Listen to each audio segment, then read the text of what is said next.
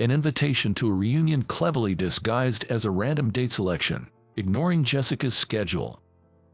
I wonder if she's willing to meet me or not. On the appointed day and time, I headed to the location only we could decipher, as indicated by the secret code. As I walked, heart pounding, I saw a distinctive cross. Swallowing nervously, I hurried to the church. And there, I woke up slowly in bed. The worst. My name is Tyler. I'm just an ordinary 30-year-old office worker. Today was my day off, and I was indulging in laziness, but I had that unpleasant dream again. Lately, I've been frequently dreaming about my middle school days. The dream about that day I've always regretted. The dream is set in the autumn of my 8th grade. I was preparing for the cultural festival alone with a girl. Her name was Jessica Townsley. She was the girl I had a crush on. We were making a sign together. That day, Jessica and I were the only ones who could stay late. Jessica had been complaining that her parents weren't getting along well and she didn't want to stay at home much. Then, I accidentally splattered paint and took out my bag to look for tissues. I ended up spilling the contents of my bag. Textbooks and stationery scattered on the floor. Among them was an anime mascot keychain, which I normally wouldn't carry. I tried to hide it in a panic, but Jessica found it first and started frolicking, saying it was cute with a laugh. At that time, I was hiding my love for anime. I was more sensitive being a teenager. Feeling ridiculed, I took it as mockery. I was so embarrassed and angry. I lashed out at Jessica for being insensitive. Although I usually liked Jessica for being cheerful and outspoken, her innocence annoyed me at that moment. And then, if you think it's so cute, you can have it. I threw the mascot keychain at Jessica and ran home. Such a dream. In the end, I always wake up to the sight of Jessica's surprised, almost despairing face. How long will I keep dwelling on this? I sighed in bed. The reason I've been carrying this for so long. It's because that was the last day I saw Jessica. The day after I threw the keychain at Jessica. I went to school with mixed feelings. Should I apologize? But she was also at fault. Why was that keychain in my bag? Probably my pet cat played with it and put it in the bag. With my thoughts in disarray and my heart racing, I entered the classroom, but Jessica wasn't there. She usually arrived at school before me. So, I was a bit relieved at that moment. However, Jessica didn't show up even when the morning assembly started. Maybe she's sick, or maybe she was scared off by my attitude yesterday. The questions in my mind were quickly answered by our homeroom teacher, Mr. Robinson. Suddenly, but she is transferring to another school. Mr. Robinson's words just didn't sink in. The whole class was buzzing. But the commotion seemed distant, as if it was happening far away. I remember feeling like it was someone else's problem, standing there dumbfounded. Mr. Robinson stubbornly refused to tell us why she was transferring. There must have been a significant reason. The only thing that comes to mind is the discord between her parents that Jessica had mentioned, but probing further seemed pointless. No matter how much I pry, she would no longer be attending the same school. No matter how much I pry, couldn't undo what happened that day. No matter how much I pry, wouldn't allow me to apologize to her. The last image I had of Jessica was her face, looking desperate and dismayed. Reflecting on my middle school days, I found myself drawing in a notebook. Drawing while lost in thought has been a habit of mine since I was a child. Probably a habit I picked up when I started drawing by imitating the manga and anime I loved. I was drawing a small cross. It brings back memories. The cross was a drawing of a nearby church. A church where Jessica and I often talked after school. Jessica and I first met when we sat next to each other in the beginning of our 8th grade year. We became friends after a little conversation and, though it was wrong, we started whispering to each other during class. But we often got caught and scolded, and many times we couldn't hear each other well. So, I started drawing in the corner of my notebook. I still remember the first drawing. It was a picture of a basketball crying. Jessica looked puzzled when she saw the drawing. I whispered next gym class to her. She seemed to get it right away and chuckled. It meant, I hate that our next gym class is basketball. Then, she quietly wrote hanging there, in her own notebook. For someone as physically uncoordinated as me, that made me enjoy the gym class a little bit. After that, our picture code evolved. We could only use this secret conversation method when our desks were next to each other, so when we weren't seated together, we started using the blackboard at the back of the classroom, where hardly anyone looked. For example, to indicate going to the library during lunch break, I would draw a book and write the number 12. If Jessica came to the library while I was reading, she would silently give me a peace sign. Drawing a cross with the number 16 meant meeting at the church near our middle school at 4 p.m. Yes, we were so close that we would meet after school and talk until curfew. I'm sure it was mutual love. I was too shy to ask her out, hesitating. In the end, not only did I fail to express my feelings, but my adolescent shyness led to hurting Jessica, and that became our last conversation. Even now, it's nothing but regret.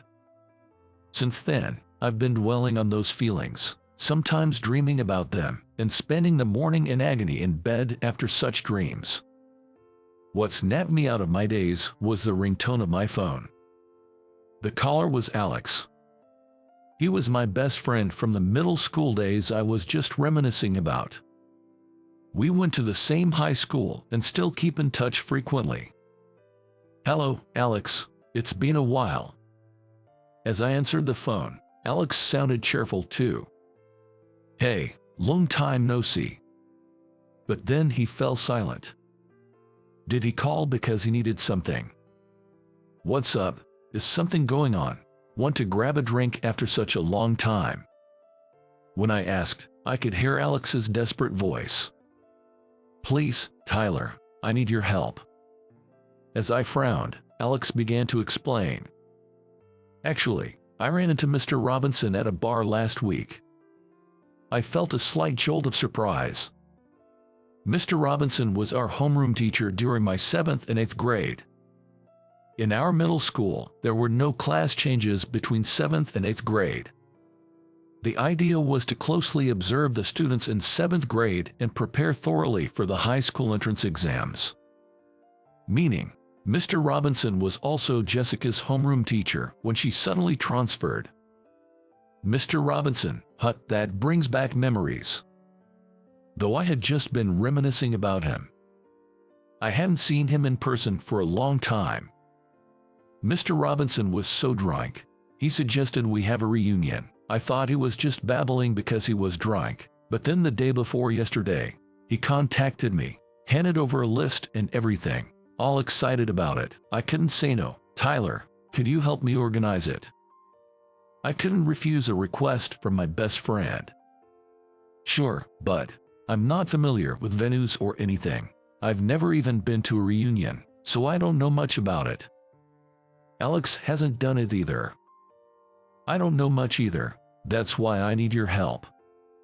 It seemed likely that two beginners might make mistakes even with mutual help.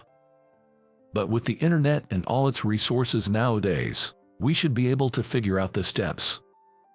Alex and I decided to start with sending out invitations and agreed to work on them at his apartment on our next day off. In the meantime, Alex confirmed the date with Mr. Robinson and managed to reserve a venue 3 months in advance. A friend's restaurant agreed to tentatively hold space for up to 30 people. For a first-timer, Alex was quite efficient, which was a huge relief. Mr. Robinson was enthusiastic, and it seemed like Alex was being pushed along by him. A few days later, I went to Alex's apartment, having bought paper for the invitations. Entering his always tidy room, we started by typing up the names from the list into the computer. Glancing through the list, I was shocked. I found Jessica Townsley on the list. I hadn't expected Jessica to be on it. When she transferred, Mr. Robinson stubbornly hid her contact information and continued to feign ignorance thereafter. In fact, I had boldly asked Mr. Robinson for Jessica's contact information on graduation day. A year and a half had passed since she transferred, but Mr. Robinson didn't give me her contact details. "What's up?" Seeing me fixed on the list, Alex spoke up. "Oh, just seeing some familiar names lined up," I replied calmly and turned back to the computer. As I typed in the addresses, my mind was elsewhere. Jessica's address was listed as an apartment near our middle school where we graduated. When did she move back here? Is there any way I can contact Jessica? Should I write a letter separately from the reunion invitation? No, that would be misusing personal information for private purposes. I considered the privileges of an organizer, but it was impossible. I wanted to be honest with Jessica. Then, an idea struck me. I glanced at the kitchen in Alex's apartment. There was a door between the living room and the kitchen. Alex is such a meticulous person. He would surely close that door when using the kitchen. With a bit of excitement about whether my idea would work, I immersed myself in crafting the invitations. It took us 2 hours to finish just 30 invitations. All that's left is to seal them. I'm kind of thirsty. I casually mentioned needing a drink, and Alex, following my lead as I hoped, said, "Yay, definitely. I'll make some coffee." "Thank you," I say, as I watch Alex head towards the small kitchen. As expected, he firmly closed the door, so I quickly searched for the envelope. Finding the one marked for Miss Jessica Townsley, I took out the invitation and swiftly drew a cross. The secret code for the church near our middle school. Then, I added a number to indicate the date and time. After a bit of thought, I added another number. Quickly jotting down just that, I put the invitation back in the envelope. The whole act took only about a minute, but I was nervous Alex might suddenly come back. Afterward, we took a break with some coffee, then sealed the envelopes, and the invitations were complete. "I'll drop these in the mailbox on my way home," I said, standing up. "Thanks, man. Really appreciate it," Alex said as he saw me to the door, and I left his apartment, dropping the invitations into a mailbox one by one on my way home. I paused when I got to Jessica's, looking at it one last time. "I hope you come," I whispered before dropping Jessica's invitation into the mailbox. A few days later, I headed to the church near our middle school. Today was the date I had indicated with the secret code. Just in case, I had also included my phone number, but there had been no contact up to today. It was a date and time chosen without considering Jessica's schedule. If she intended to come but couldn't, she would have called. If she didn't want to meet me, she wouldn't call, and she wouldn't come today. My heart pounding, I saw the distinctive cross as I walked. Swallowing nervously, I rushed to the church, and there stood a woman in a white coat. Her long black hair was distinctive. Jessica used to tie her long hair back in middle school. I slowly approached her. Then, the woman turned around. A small but straight nose, thin lips. And then, those exceptionally large, almond-shaped eyes. Her makeup was natural, her lips a faint pink. Recognizing me, the woman greeted me. Mesmerized by her elegant posture, I managed to speak. "Jessica, thank you for coming." At my words, the woman chuckled. Her smiling face retained the semblance of her youth. Back then, she laughed more heartily. though she had become more refined and beautiful since our middle school days. It was undoubtedly Jessica herself. Overjoyed, I already felt a tingling sensation in the back of my nose. But I couldn't let myself cry just after our reunion. I held back the tears, clenching my lips tight. "I'm grateful for your message. I knew right away, waiting here at this church today. It felt so nostalgic. I couldn't help but cry," Jessica said. Her words made it even harder for me to hold back my tears. As we walked through the gate and into the garden, we saw a bench by the side. This was where we used to talk until it got dark during our middle school days. Sitting on that bench, I apologized. "I'm really sorry for what happened back then." I sensed Jessica's surprise at my apology. I was hiding the fact that I liked anime. That day we were preparing for the cultural festival, a character keychain fell out of my bag, and you saw it. Even though you laughed innocently, I felt mocked and embarrassed. I lost my temper and said some terrible things. I've always wanted to apologize. I poured out my apology to her. After a while, Jessica gently placed her hand on my shoulder and added some pressure as if to make me look up at her. Feeling like she wanted me to raise my head, I slowly did and looked at her. There were faint tears in her eyes. "I'm the one who should apologize for laughing without considering your feelings. I've regretted it ever since. Wondering why I laughed so much that day. You were right. I was insensitive back then." I vigorously shook my head in denial at Jessica's words. "I never thought you were insensitive back then. I guess it was more like trying to hide my embarrassment. That's why I said those cruel words. Actually, I liked how straightforward and honest you were, and I thought it was cute." She slowly shook her head at my desperate defense. "It's okay. I really was insensitive. That led to my parents' divorce." I was shocked by her words.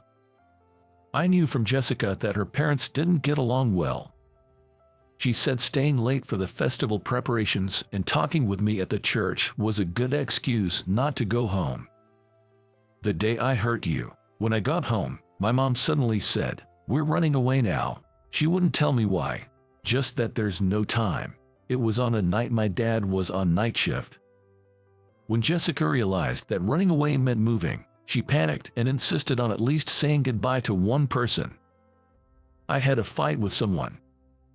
I didn't want to part ways while still fighting," she said. Her mother yelled at her desperate plea. "It's all your fault, you know." Jessica was stunned by those words.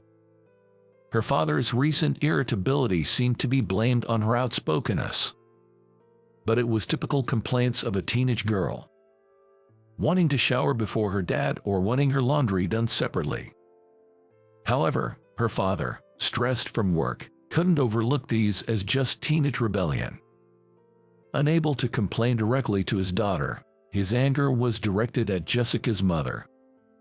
While Jessica was away, her father would berate her mother, blaming her for everything. "It's because of her lack of proper parenting. You must be complaining about me with Jessica behind my back," he said. Even when her mother protested, claiming it wasn't true, he wouldn't listen. And then, an incident happened. In a fit of anger, her father shoved her mother violently.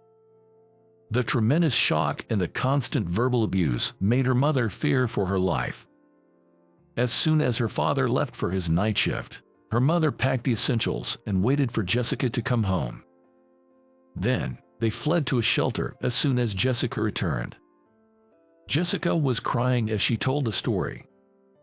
"In the end, it was because my father lost his temper and didn't mean to hurt her. They divorced smoothly afterwards, but it was entirely my fault. My behavior tore apart my parents, who were once so close. It's been torturing me." Without wiping her tears, Jessica reached into her white coat's pocket and pulled something out. In her palm, it was the anime mascot keychain I had thrown at her. "This has been my talisman." At Jessica's murmur, I found myself murmuring too. "A talisman?" Jessica slightly raised the corners of her mouth and nodded. It's my reminder not to make thoughtless comments that lack sensitivity. Before I say anything, I touch this keychain to think if it's okay to say it. She explained, smiling through the difficulty. I voiced my thoughts. It wasn't your fault, was it? At my words, Jessica shook her head emphatically. I wanted to hug her, but I continued. I think it was all about timing. Your dad was frustrated with his job, your mom was stressed from dealing with your dad, and you were just going through adolescence. That's all it was. The trigger might have been Jessica's words, but the cracks were already there. Did your mom say it was your fault?